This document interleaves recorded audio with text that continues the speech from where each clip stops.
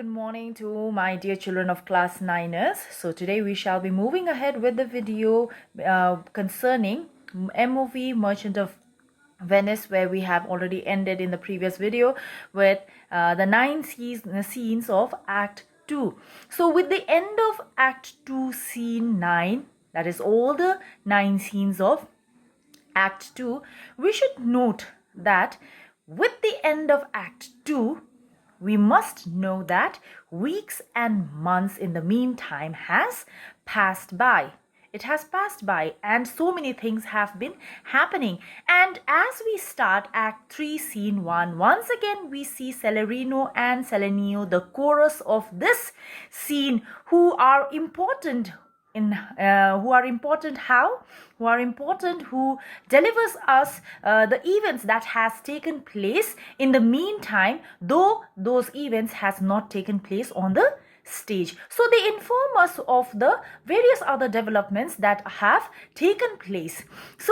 And once again, Celerino and Selenio, in this very opening of the scene as the chorus, they are seen discussing the unlucky events that has befallen Antonio. There goes a rumor that another of Antonio's ship has been wrecked. So these are the things that they are discussing, and there are other very, very important development that takes place. For this scene also carries one of the most important speech of Shylock that is also there in this scene, which is of superb intensity that we see, that talks of extreme human intolerance, which we shall be seeing, which furthers the development and the intensity of his desire to take revenge against Antonio. These are the things and these are the developments that we see in this scene, that is Act 3, Scene 1. So now we shall move ahead with Act 3, Scene 1, that takes place in Venice. A street enters Selenio and Celerino. Then Selenio, now what news on Rialto? Celerino, why yet it lives there unchecked, and Antonio had the ship rich landing, wrecked on the narrow seas, the good winds. I think they call the place a very dangerous, flat and fatal, where the carcasses means the pieces, the remains of the wrecked ship. Of many a tall ship lie buried, and they say, if my gossip be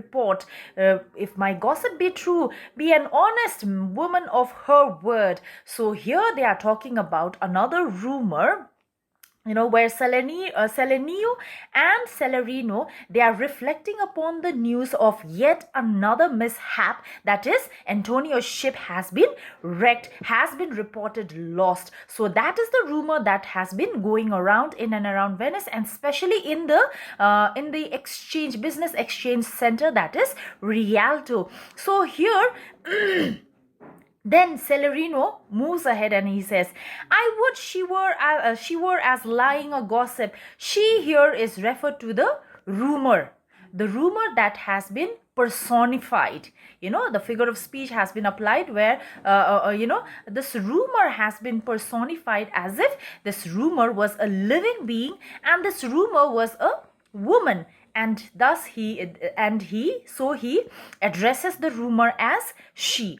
I would she were as lying a gossip, in that as ever napped ginger or made her neighbors believe she wept for the death of her third husband. So Selenio, he says that I wish rumor had been been just the rumor that of Antonio's shipwreck that's been going around in and around Rialto is just a lying rumor, is just a lie and not true. And he compares this rumor with a woman who pretends to have wept for the death of her third husband, where she's lying. So just like this lying woman, he compares this rumor to this person wishing that it be false, the rumor be false.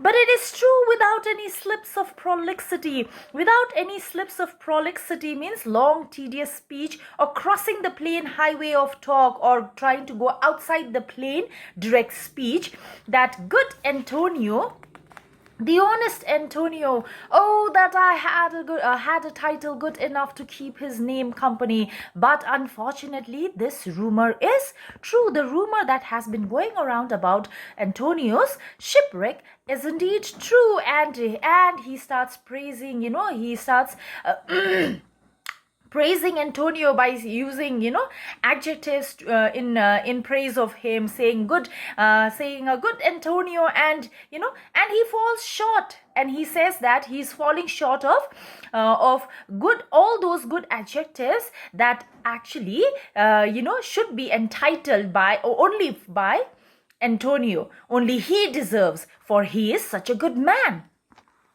Then Celerino, come, the full stop. So come now, let us put an end to this conversation. Selenio, what sayest thou? Why, the end is he hath lost a ship. Why? What do you mean by it? Because Antonio has indeed lost a ship. I'm not telling a lie. It is really a true rumor that's been going around.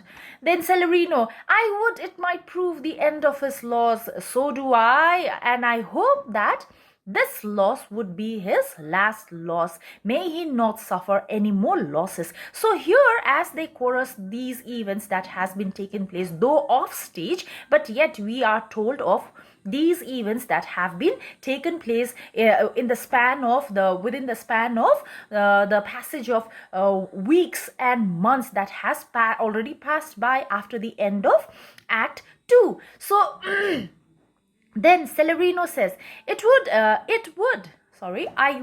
might prove the end of his losses. Selenio, let me say amen. Amen means amen means just a prayer, a short prayer quickly. Be times in good times, lest the devil cross. Before the devil cross and obstruct my prayer, good prayers at this good time, my prayer. For here he comes in the likeness of a Jew, and at that moment, at that nick time, enters Shylock. Enter Shylock.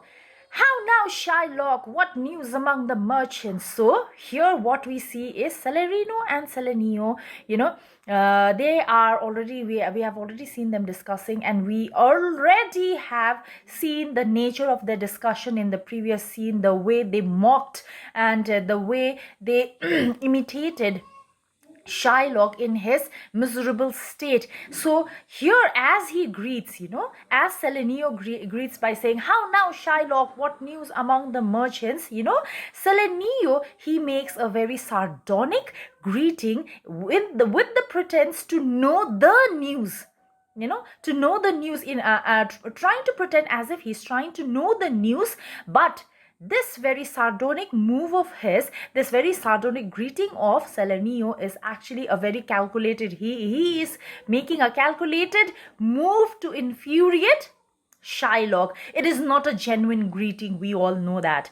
So Shylock, you knew none so well as you of my daughter's flight. So now as Shylock enters, he enters with this fury inside him, fury boiling and burning inside him, the fury of his intolerance towards Lorenzo, and as a whole to all the Christians, for he feels that the real cause behind his daughter's elopement is not just Lorenzo, but his entire Christian community. So here we see Shylock coming with a rage against all the Christians, for he has already heard of, he has already received the news of his daughter's elopement, which we also already saw in the previous scene.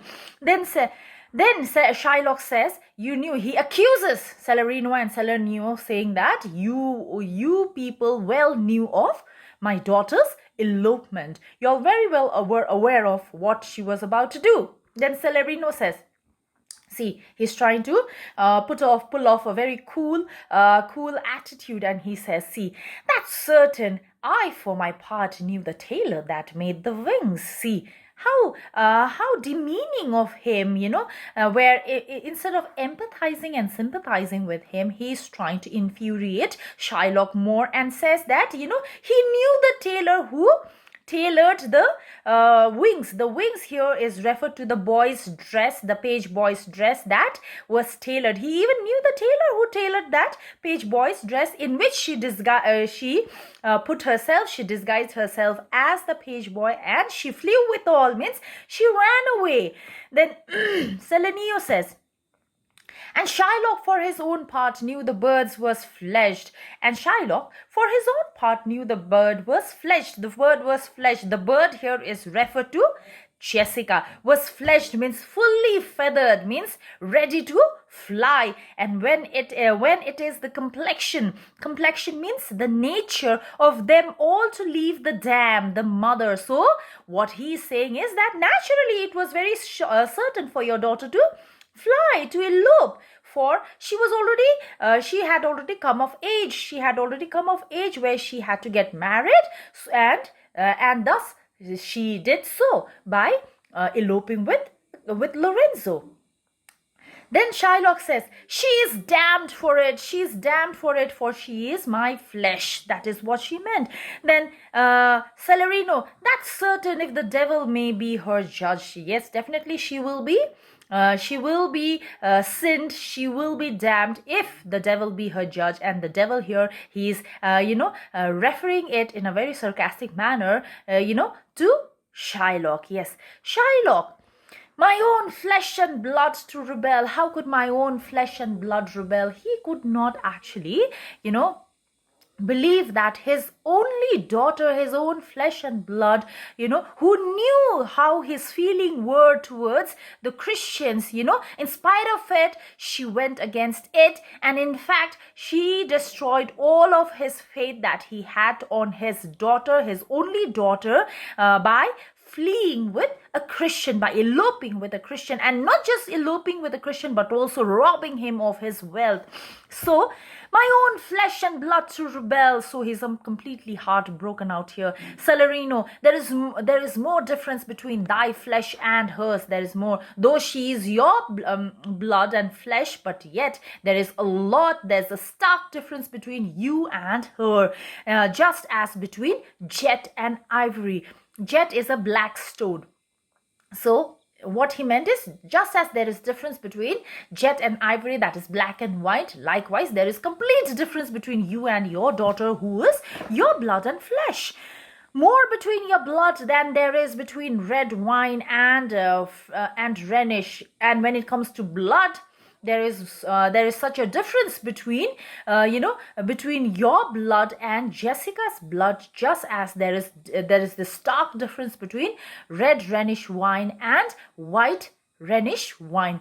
White Rhenish wine, that is more refined, more exorbitant, and more exotic, and more beautiful, and more classy. So, but tell us, do you hear whether Antonio have had any loss at sea or no? So he moves on to Antonio's news that has been rumored around Rialto. So he wants to know whether Shylock too has heard of this news. Then Shylock, there I have another bad match. Bad match means another bad transaction, bargain. For he had loaned Antonio 3,000 ducat. A bankrupt, a prodigal who dare scarce show his head on the Rialto.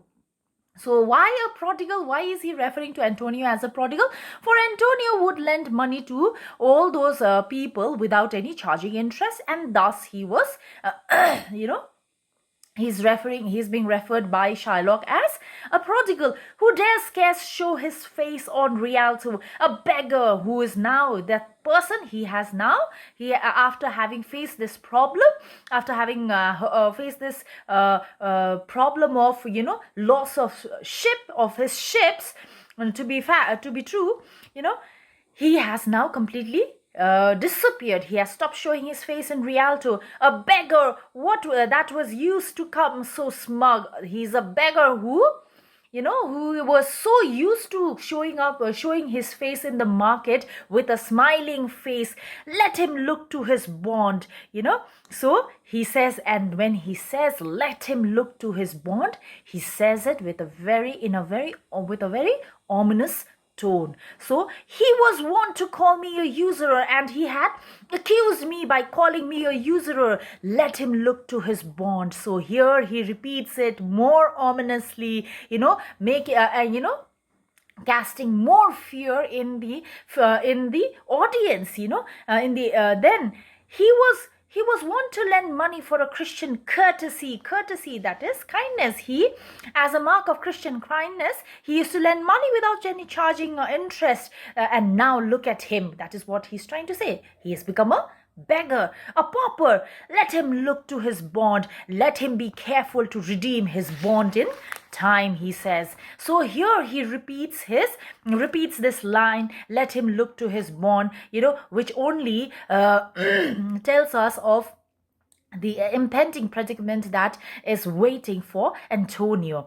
Then Celerino, why? I am sure if he is forfeit, thou wilt not take his flesh. What's that good for? So now out here he makes a very malicious, he tries to, Celerino, he says that, whatever be it, even if he loses, if he is not able to redeem his bond on time, what will you do of his flesh? A human flesh, what use of it is to you?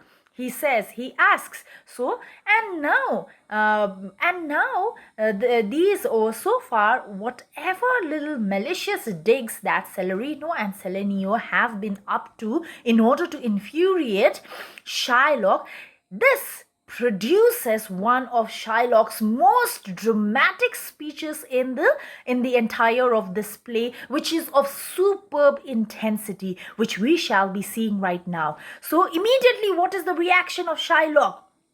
He says, to bait fish withal, even if it comes of no use, I will bait fish. I will, bait fish with that flesh of Antonio. If it will feed nothing else, it will feed my revenge. And if it will feed nothing else, at least it will feed my revenge. So out here, what we see is that, we see, the kind of intense desire that that is developing inside him with the development of, with the unfolding of various events that has not taken any side of Shylock, that has been going against Shylock, against all his wills, against all his feelings, in fact everything.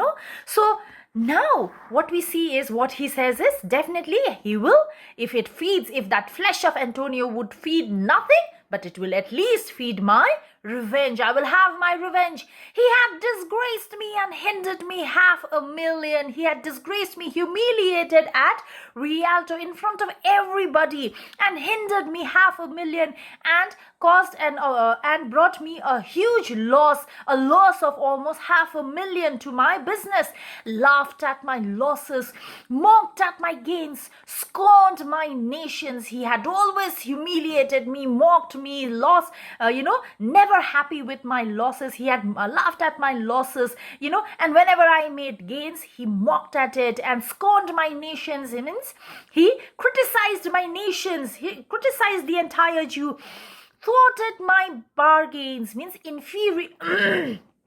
He even interfered with my businesses, cooled my friends, he made my friends go against me, then heated my enemies, encouraged my enemies to go against me. And what's his reason? And what is his reason for all these things, for all these inhuman acts and all these unjust acts that he has been casting upon me? What is his reason behind it?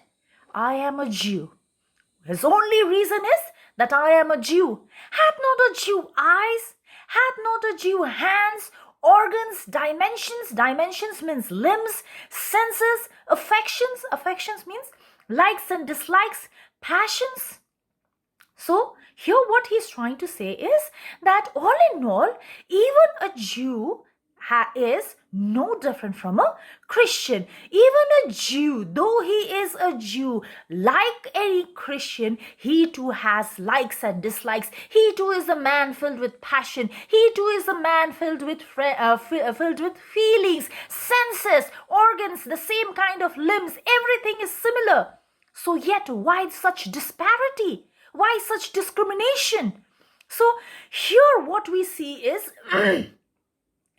this is, as I already told you, this is one of the most powerful speech of Shylock, in fact, in the entire of dramatic history, dramatic literature that has been produced by Shakespeare, which speaks of complete which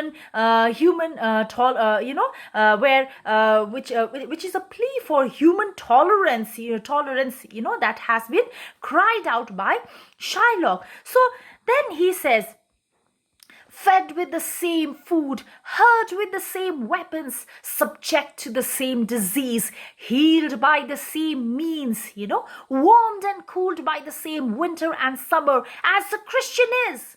So what's the difference between a Christian and a Jew? For like the Christian, even a Christian feels cold during winter season, feels hot during summer season. When, if a Christian is infected by, by a disease, it's not that that disease would not infect the Jew. A Jew would also definitely be infected, for he too is a human.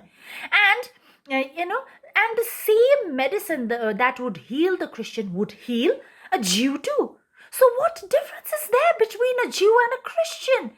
When all the physiology, when everything, when all the senses, organs, and all the affections, everything is similar, they share they share the similarity with the Christian. If they share such a great similarity with the Christian, so yet why is it that the Christian, they are discriminating the Jews in a very inhuman manner, like he has been so far been receiving under the hands of the Christian, which is very true. We all know that too. So then what he says is, if you prick us, do we not bleed? If you prick us, if you wound us, do we not bleed?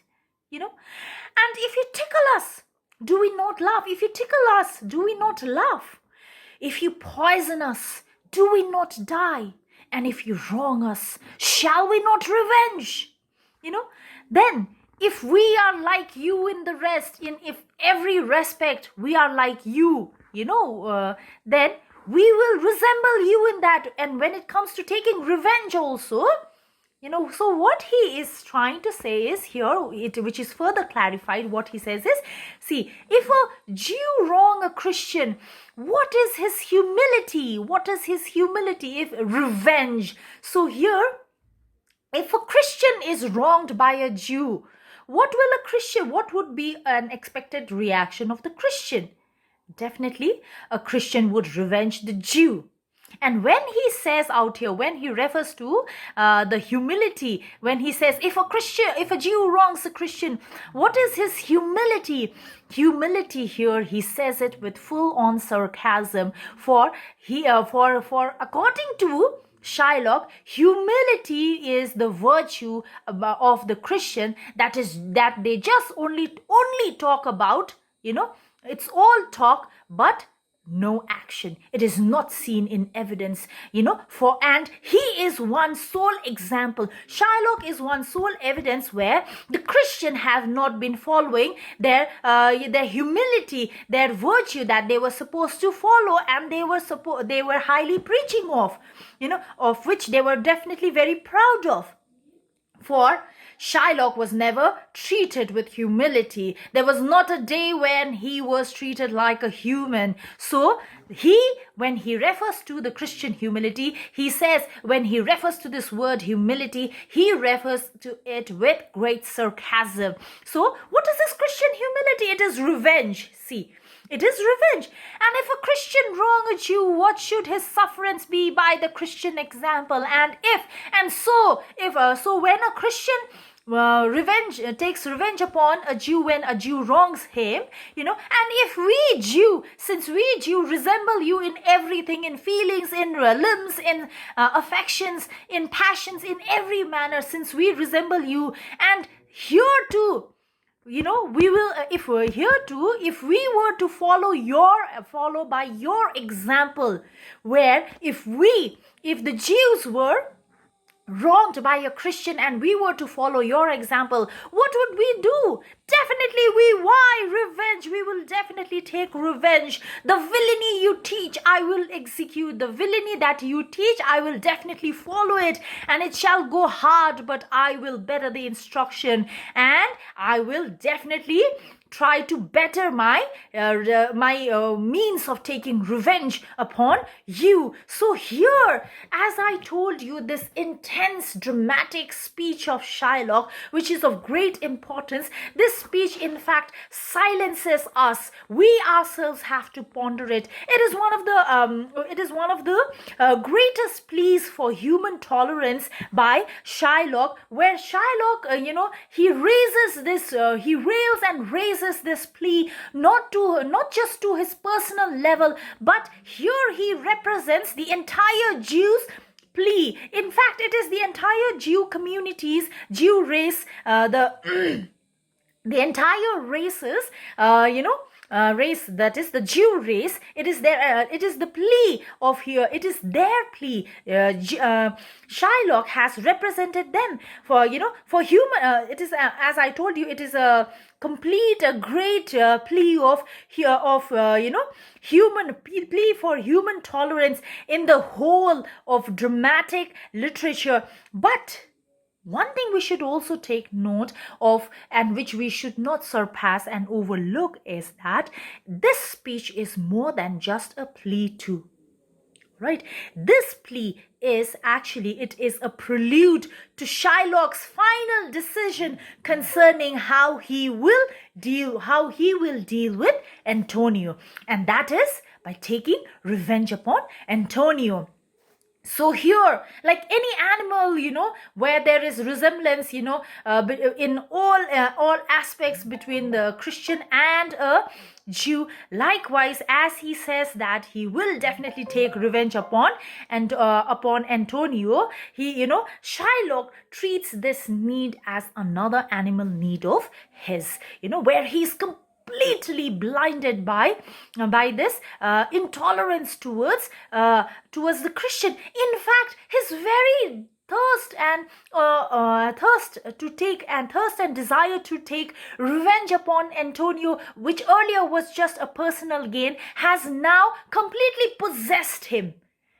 Where he has now completely been blinded by it to such an extent where now he sees nothing. He can see, define no difference between, his love for riches, his love for daughter, his love for everything. In fact, all he sees, now he has developed a one-track mind, like the horse with blinkers, that now there is nothing that he needs to do, but all he needs to do and acquire is to seek revenge, and that is by exacting a pound of flesh of Antonio's. And that day, or the day he does that, he will be satisfied. That is what he believes, and with that he shall move ahead. And this is how we too are prepared about this impending danger that is about to unfold in the life of Antonio. So here, then as the minute he ends this very dramatic speech of Shylock,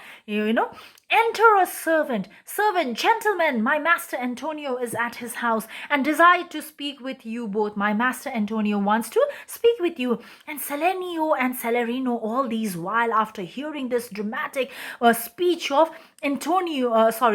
speech of Shylock, they have been completely dumbfounded.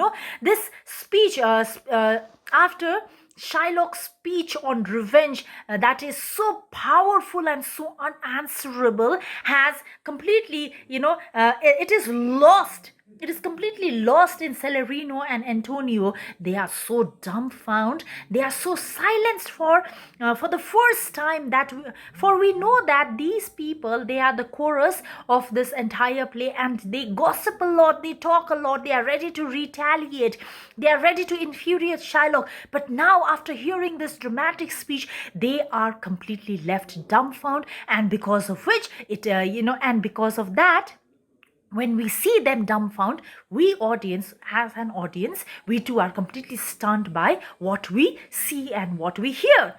Then enter Tubal. Selenio. Tubal is another friend here. New character enters, of whom we had only heard of in the earlier scene. Tubal is another of the Jew race, another of Shylock's friend, a Jew merchant. Now, Selenio, here comes another of a tribe. A third cannot be matched, a third cannot be found unless the devil himself turn Jew. There is no match for. So these two devil, they are more than enough, for to match anybody else for their devils, So then exuberant Selenio and servant Shylock. How now, Tubal? What news from Genoa? Hast thou found my daughter? So Tubal had come to meet Shylock out there, for Tubal had been assigned a huge duty, a huge responsibility as a friend by Shylock. And that was to find his daughter, who had eloped with a Christian, that too, who also had robbed him of his money and jewels. So then Tubal, I often came where I did hear of her, but cannot find her. So I went to all of those several places where I had heard news about her, but after having reached each of those places, I failed to find her. She had already left those places. Yes. Then why, there, a diamond gone, cost me 2,000 ducats. A diamond, he had lost a diamond that had cost him 2,000 ducats in Frankfurt. The curse never fell upon our nation till now. I never felt it till now. So he felt, it's a curse for him. It's a huge deal for him, for not only was he robbed of his riches, but above all, he lost a daughter who was his only child, for whom, in whom he had all his trust, in whom, he saw his only company, his only trustworthy person, his only support in this entire place full of revenge and hatred, where the Jews were looked down upon. So she was his only solace, and that too he had completely been shattered by that one person whom he trusted the most. So it is quite evident, and it is very natural for him to feel so broken.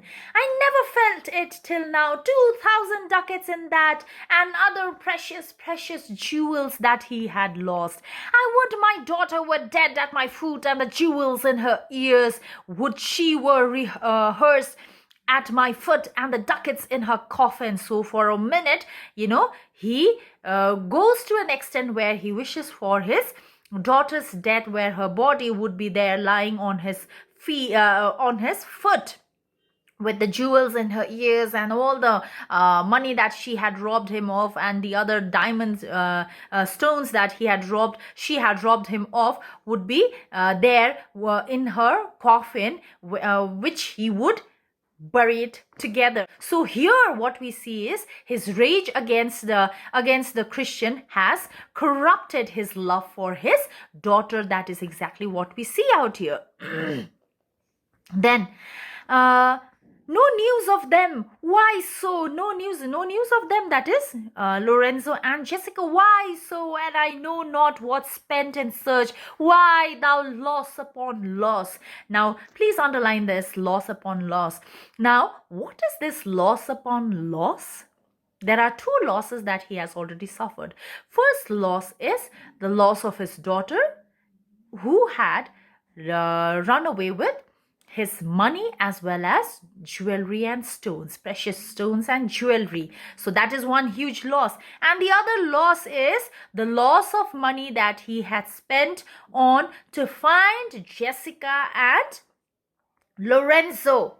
The expenditure for that, which had turned fertile, which brought no result, which was not fruitful, for they could not be found. So thus loss upon loss. The thief gone with so much. The thief here is referred to his daughter Jessica, gone with so much of his money and jewelry and diamonds, and so much to find the thief, and so much money already spent to find the thief, and no satisfaction, no revenge, nor no ill luck stirring, but what lights on my shoulders, no sighs but for my breathing, no tears but for my shedding. So he's completely grieved and grieved by this huge loss, for he is not, for so far he already has suffered so many losses, and so much expenditure has been bared by him to find out Jessica, but has bared no result, and since it has bared no result, he has not been able to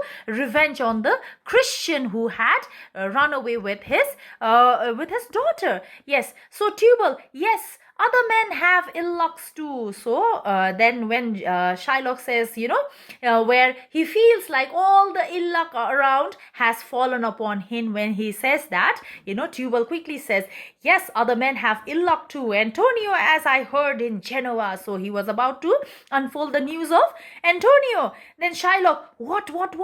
Ill luck? Ill luck. So now he's excited. He's completely, curious to know about the ill luck that has befallen on Antonio. Tubal, hath an argosy cast away coming from Tripolis. So he has lost a ship coming from Tripolis. Then on hearing that, definitely Shylock would be happy. I thank God. Is it true?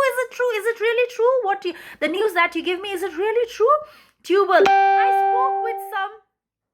I spoke with some of the sailors that escaped the wreck. So it is very true. It is confirmed. I thank thee, good Tubal. Good news. Ha.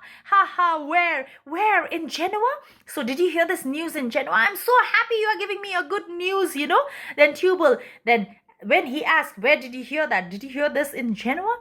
Then Tubal says, your daughter spent in Genoa, as I heard, in one night 4 scores of ducat, that is 80 scores of ducat. And when hearing this, Shylock says, thou stickest a dagger in me. I shall never see my gold again. 4 score ducats at a sitting.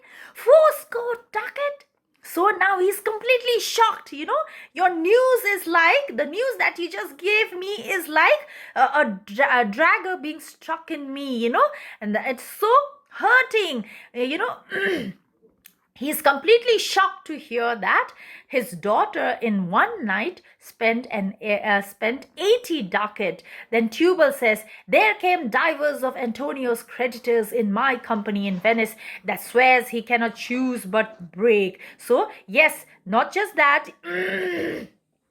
Even I heard, then he gives the news of Antonio. He says that, some of the creditors of Antonio who traveled with me, they are back to Venice, and now they all said that they cannot avoid going back. They cannot avoid going bankrupt. That means they want money from Antonio. Now Antonio is sure to be in trouble. That is what he says.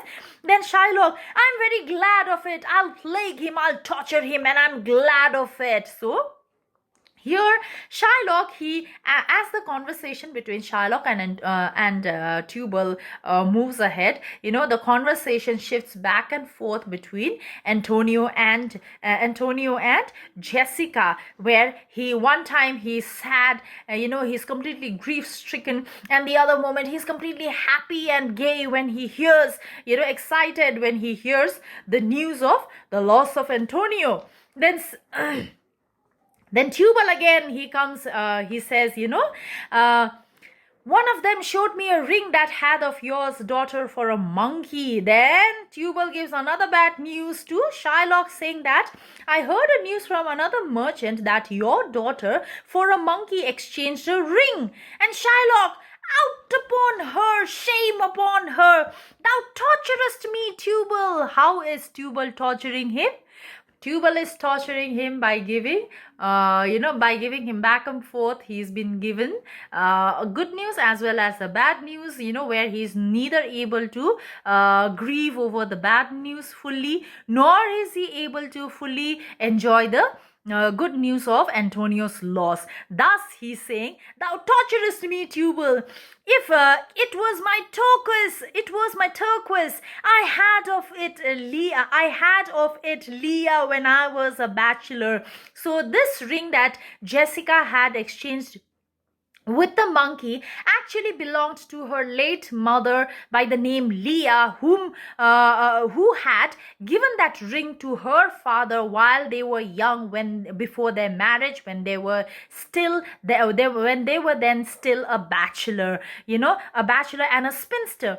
I would not have given it for the wilderness of monkey, even if I had been given a horde. If I had been offered a horde of monkey, I would not have exchanged that ring for them. Oh, shame upon Jessica, shame upon her for having done such stupid act. Then so this has completely upset Shylock. Tubal then says, but Antonio is certainly undone, Antonio is certainly ruined. Now what? Then Shylock says, nay, that's true. That's very true. Definitely Antonio is in trouble. Go, Tubal, fee me an officer, get me an officer, bespeak him a fortnight before, that is 14 days before. I will have the heart of him if he forfeit, if he fails to pay me the money. For were he out of Venice, I can make what merchandise I will go. If he is, the day he is out, he is thrown out of Venice, that is, if he is thrown out, in the sense, figuratively, if he dies.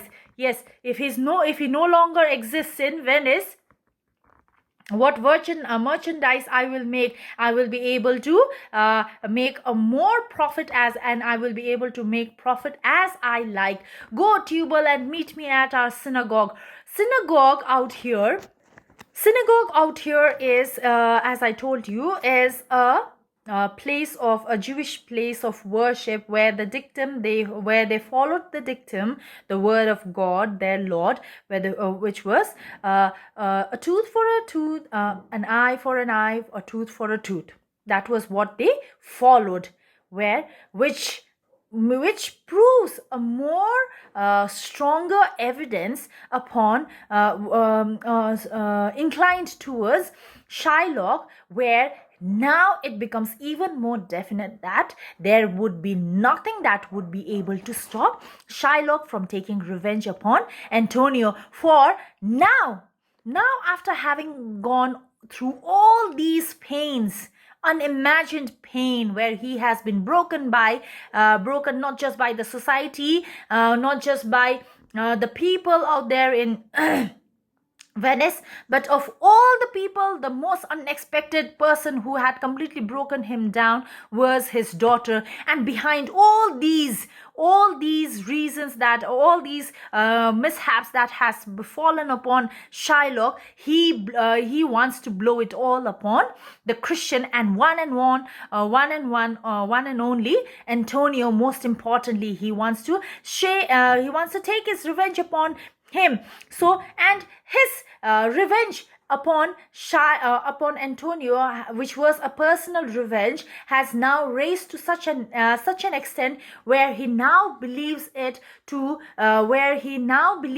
take revenge upon Antonio has become a religious responsibility of his. And thus, when he says, meet me at the synagogue, where the dictum, where they offer their prayer, which is a holy place of worship for all the Jews, where the dictum is preached where the dictum, an eye for an eye, a tooth for a tooth, is followed and preached out there and practiced by the Jews, which only certifies, which only makes it even more certain that this person has completely gone insane and is insanely desirous to take revenge upon Antonio. So good, Tubal, at our synagogue, Tubal, go after having met the officer, after having met the lawyer.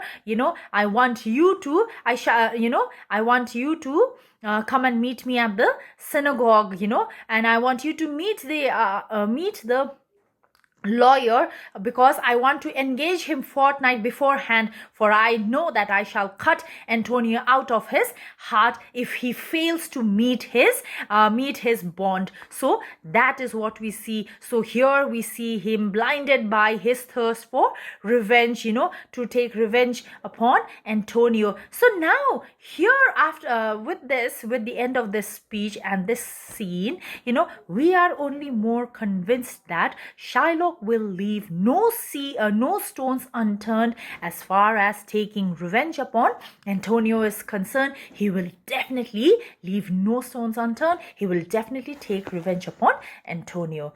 Thank you. And with this, we end this session's Merchant of Venice, where we were supposed to, where we are supposed to deal with only for this year's session, and that is Act 3, Scene 1. With this, we end this year's session. Thank you very much, my dear Class 9ers.